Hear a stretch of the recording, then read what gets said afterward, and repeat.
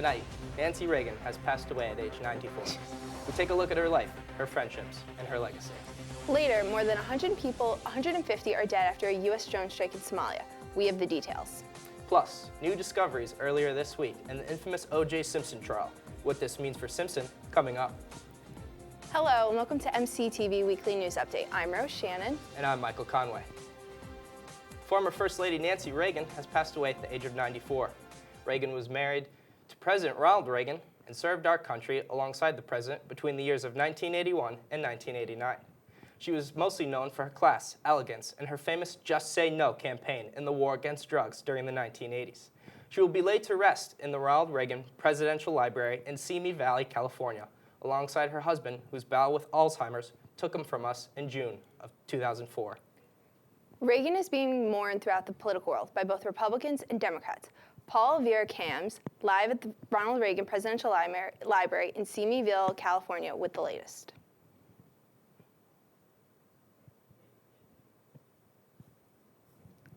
Right away.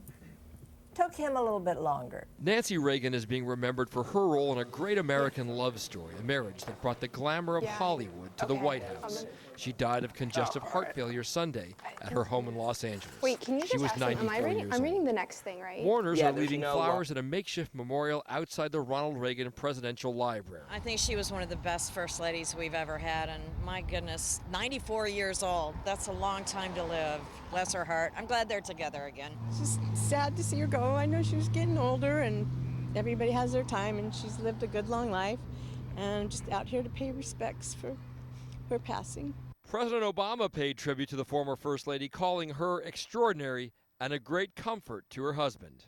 As somebody who's been lucky enough to have an extraordinary partner in my life as well, I know how much she meant, not just to President Reagan, but to the country as a whole. He was lucky to have her, and I'm sure he'd be the first to acknowledge that. So she will be missed. Tributes have also been coming in across party lines. Ted Cruz, Donald Trump, Hillary Clinton, Bernie Sanders, all tweeting condolences.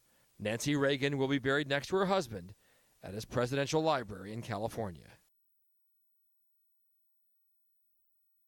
Tonight, the world's richest female athlete is provisionally suspended after she failed a drug test. World-renowned tennis star Maria Sharapova admitted today that she has been taking the drug melanoma since 2006, now realizing that it had been banned by the World Anti-Doping Agency at the start of 2016. Sharapova has been taking the drug for heart-related issues for 10 years and had failed to realize that the drug was added to the ban list earlier in January. The news comes at the same time as ice dancer Karina Bavrova admitted she failed a drug test for the same reason. Sharapova's suspension officially begins on March 12th and is expected to last for 2 years. A U.S. airstrike in Somalia has killed as many as 150 suspected al-Shabaab fighters. It was a move to stop what the U.S. called a, quote, imminent threat against U.S. and African forces in Somalia. According to Pentagon spokesperson Jeff Davis, the group of fighters were in the final stages of getting ready to conduct a, quote, large-scale attack. Though initially characterized as a drone strike, the Pentagon confirmed that the operation involved both manned and unmanned aircrafts. Over 20 years after the initial acquittal, and right in the thick of FX's popular miniseries on the subject, stunning new developments were found in the O.J. Simpson murder case, dubbed the crime of the century by millions who closely followed it. Simpson was proven not guilty in the accused murders of his ex-wife, Nicole Brown Simpson, and her friend Ronald Goldman in June of 1994. But on Friday, Los Angeles police discovered a knife on the premise of Simpson's former Brentwood estate that may or may not be linked to the murder case. Despite the arrival of new possible evidence, Simpson, who's currently serving a 33-year sentence for armed robbery and kidnapping, cannot be tried again due to the technicalities of double jeopardy. Okay, what do you think of this?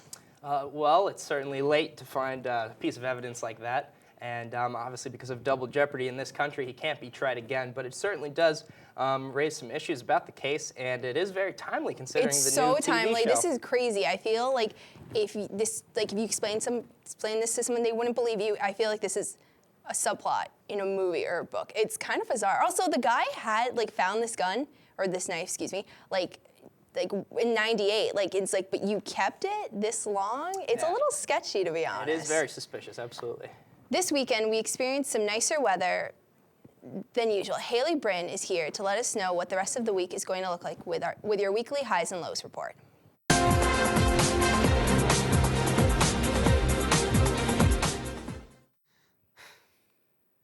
Hi, I'm Haley Breen, here to bring you the highs and lows report for this week. March has arrived and seems to have brought spring with it.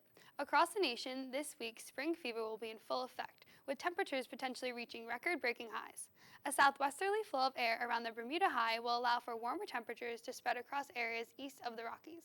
In addition, the same weather pattern will be responsible for sending heavy rain and mountain snow to California, as the jet stream cuts into the southwest, allowing for steady streams of moisture to take aim at the west coast. As for the weather here in Poughkeepsie, today we had partly cloudy skies and a high of 57 degrees, with winds from the southwest between 10 and 20 miles per hour. The average temperature for this time of year is 45 degrees, and the record temperature for today was 67 degrees, not too far off from today's temperature. The sun rose at 6:21 this morning and set at 5:54 this evening. As for tonight, you can expect a mostly clear sky with precipitation and low of 36 degrees. Tomorrow brings even warmer weather with a high of 65 degrees and partly cloudy skies. The rest of the week will continue to be warmer than average. Wednesday will be the warmest day of the week with partly cloudy skies and a high of 73 degrees and a low of 49 degrees. Thursday will bring clouds and afternoon showers with a high of 69 degrees and a low of 46 degrees. The weekend will start off mostly sunny skies and a high of 59 degrees on Friday. And this mild weather will continue throughout Saturday and Sunday with partly cloudy skies both days and a high of 62 and lows in the 40s. That's all the weather updates we have for tonight. Make sure you got outside and enjoy the first signs of spring this week. Iranian billionaire Babak Zajani has been sentenced to death. The oil tycoon has been convicted of, quote, corruption on earth, as well as embezzling billions of dollars. Zajani was arrested in December of 2014 and has now been found guilty of several charges which carry the death penalty in Iran. Zajani's criminal history also involves his help with aiding Iran in avoiding the breaking of EU and US economic sanctions. This caused him to be blacklisted by both the United States and the European Union. Over the weekend, protests occurred in Turkey outside the headquarters of Zaman, the country's largest newspaper, after government officials took over the paper as a result of a court order. Although the protests began as nonviolent acts supporting the paper, they turned violent when police used tear gas to break up the crowds. Many have called the protests another example of the Turkish government's attack on the freedom of press and anti-government journalists. Since President Erdogan took office in 2014, press freedom has largely deteriorated throughout the country. Last night, stargazers across the UK were dazzled by an array of colors in the sky. Take a look at some of these images. The colorful display could be seen from Scotland to Ireland, and even as far south as Oxfordshire. While the lights blew up the sky, Twitter blew up with testimonials that the show was, quote, well worth getting out of bed for. Taking things back to home, let's talk about one thing that truly brings everyone together, sports. Here's Ben Hayes with your weekly sports update.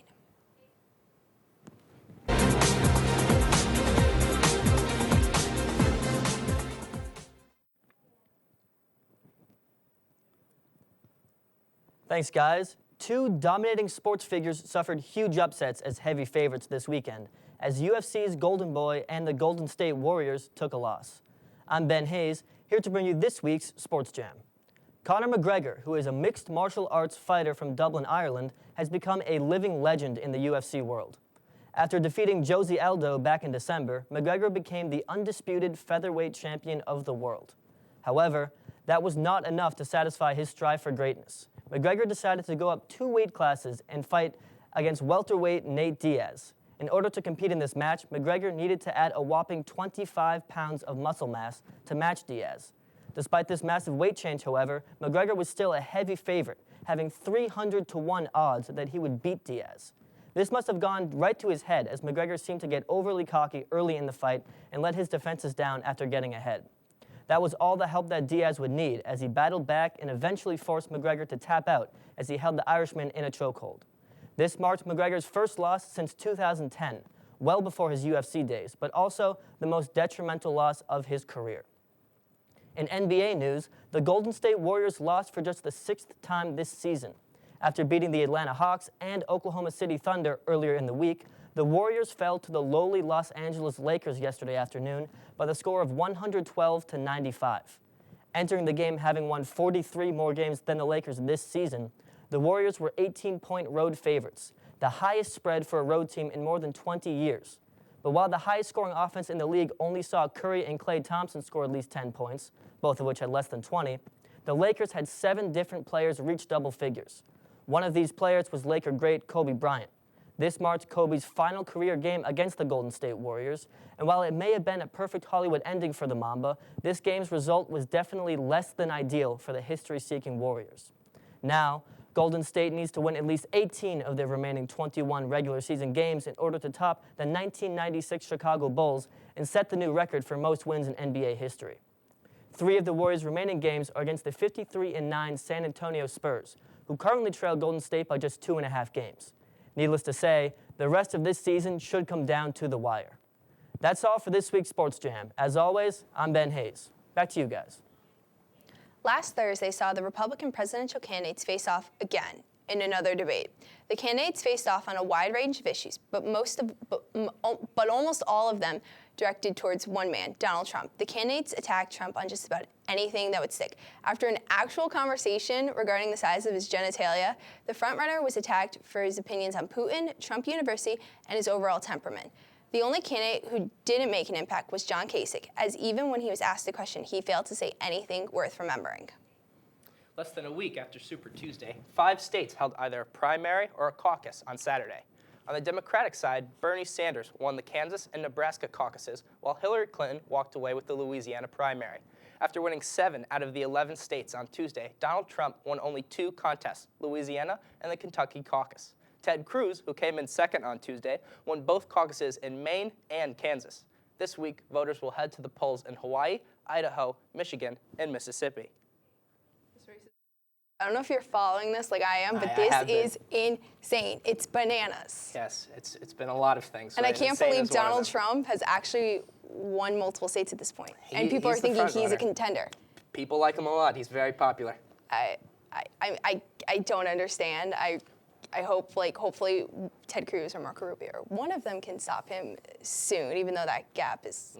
I think the race between Sanders and Clinton is also going to be a close one as well. Yes, definitely, now that he has won more states and is seen more as a legitimate candidate. All right. When we return, Malaysia Flight 370, the airliner that crashed 2 years ago, killing all on board, is back in the news. We'll tell you why. And later, something big is coming to our area. Lego lovers, stay tuned.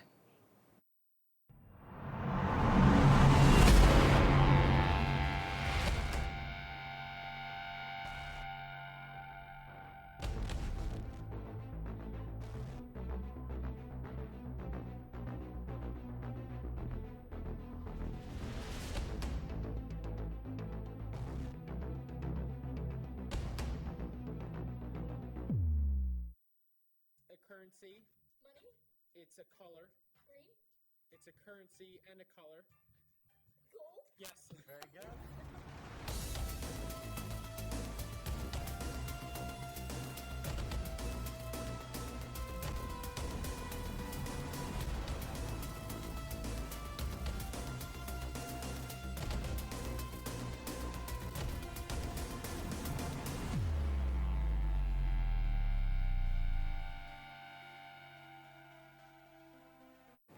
Two years ago, 239 people lost their lives on board Malaysia Airlines Flight 370, and ever since, relatives of those on board have found few answers since the Boeing 777 disappeared on its way to Beijing from Kuala Lumpur, Malaysia.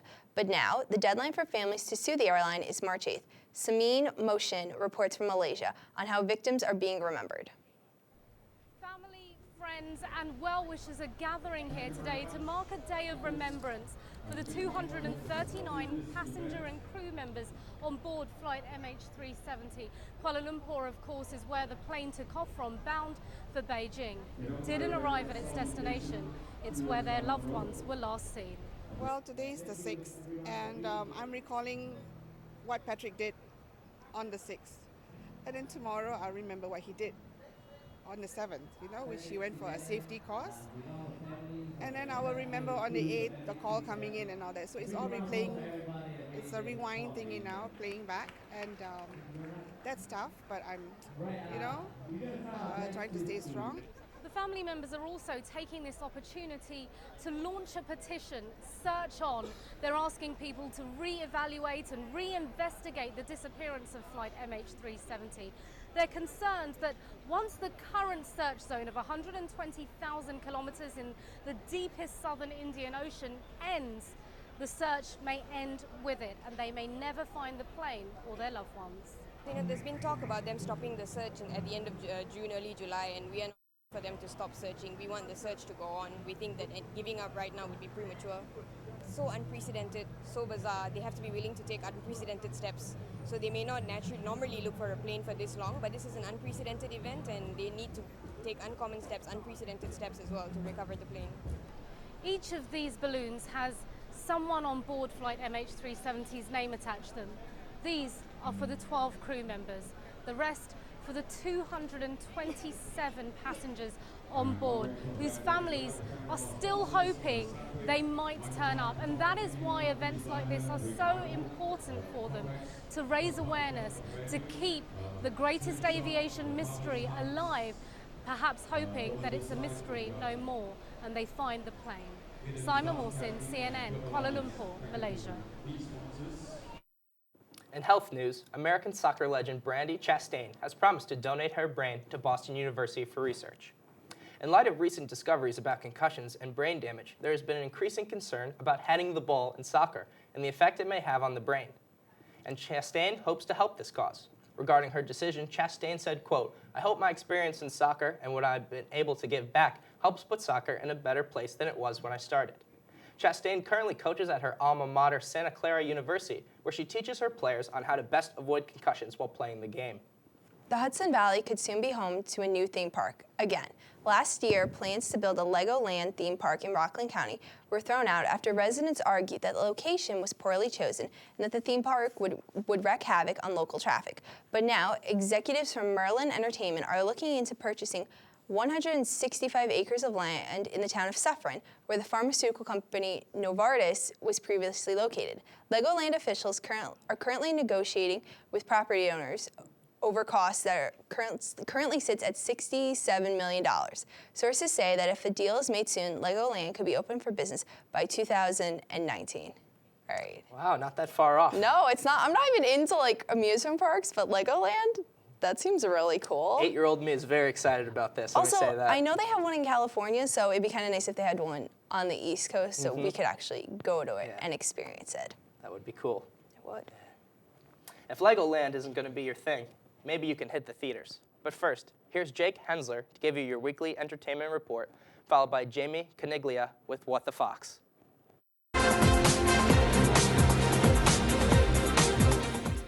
The news, you animals. I'm Jake Hensler, bringing you This Week in Entertainment. I had my phone stolen this weekend, and I'm sure, for those who know me, probably find that very entertaining. Me just fumbling around, bumping into things, not having a clue what's going on. I'm currently more lost than Erin Murtha in a grocery store when her mom lets go of her hand. Exhibit A. Anyways, if you haven't heard, Disney's back in action. The new hit animated film Zootopia stampeded into theaters with an elephant-sized $73.7 million in its opening weekend. People also decided to see London Has Fallen for some reason. No, I don't know why. I don't even know where my phone is. But it made a little over $21 million this weekend in second place. Third place is the newest sort of superhero film that people clearly can't get enough of. Deadpool made another $4 million this weekend at the box office, putting its overall domestic gross at over $300 million. The newest news comes from 2014 Sony hack, which goes underrated as far as comedic purposes go, but it's been established that a franchise crossover between the Jump Street characters and Men in Black was an idea being shot around. Well, now that idea is looking pretty likely. Channing Tatum and Jonah Hill will reprise their roles and produce, they've landed a director, and they would like to begin filming in June. No word on who will play Agents J and K, because the studio didn't want Will Smith and Tommy Lee Jones back due to younger and newer purposes. But casting for those roles should begin shortly as well. But what's to come? Well, Netflix's Daredevil will be here in about a week and a half, and the Cloverfield sequel is coming out this coming weekend. That's all I've got for you for now. But remember, kids, always hold your mom's hand in public places, or you may become an egotistical sociopath. I'm Jake Hensler, giving you the fun stuff in a world full of rough stuff in This Week in Entertainment.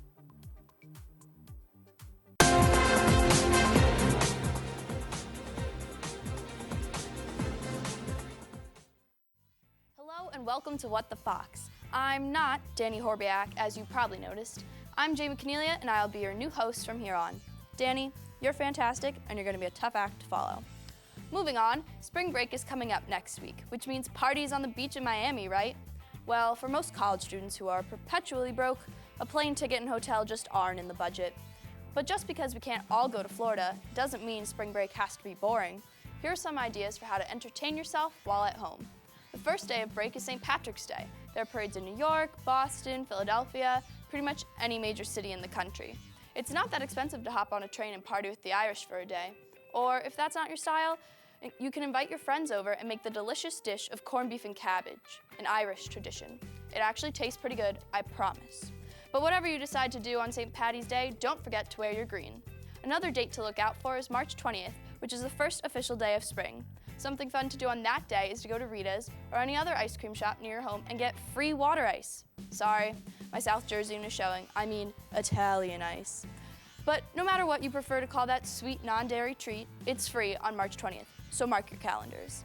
Of course, binging on Netflix is fun, but with the great weather we are having, you can't sit inside all day. I won't let you, and neither will your parents probably. Don't make them change the Wi-Fi password on you. It's warm, so go out and ride a bike, take a walk, throw a frisbee, shoot some hoops, read a book, go to the park, roll down a hill, draw with chalk, get your friends together for a softball game. Soak up that vitamin D. But what happens when it rains? Well, there's always the joyous activity called spring cleaning, and I'm sure your parents would be thrilled to have you do some work around the house. You can always put Netflix on in the background while you clean. Those are the tips I have. I'm Jamie Caniglia. Happy spring break, everyone. Now back to you guys in the studio. Looking to grab a smoke? Think again. San Francisco has just raised its legal smoking age from 18 to 21, joining Hawaii, New York, and Boston in an older legal tobacco buying age. The legislation change is based off of research that shows that addictions are most likely formed between the ages of 15 and 18, in the hopes that an older legal age will starve off tobacco users during this time. An outrage at a nuclear power plant in New York City has been found to have been caused by bird poop. After the excrement created an arc between two cables, the reactor automatically shut down. Outside experts have been called to investigate, and measures are being taken to cut down on how many birds can get near sensitive areas. This also isn't the first time, as bird poop also caused an outrage at the Northern Indian Point reactor several years ago. It's kind of crazy to be like, hey, you don't have power because birds pooped on it. How are they going to be able to keep those birds away? Yeah, what are you going to do? Like, have a tent or something? Cage it in. Yeah, cage the birds in. Have a no birds pooping. Thanks for tuning in to this week's weekly news update. I'm Rose Shannon. And I'm Michael Conway. See you all next week.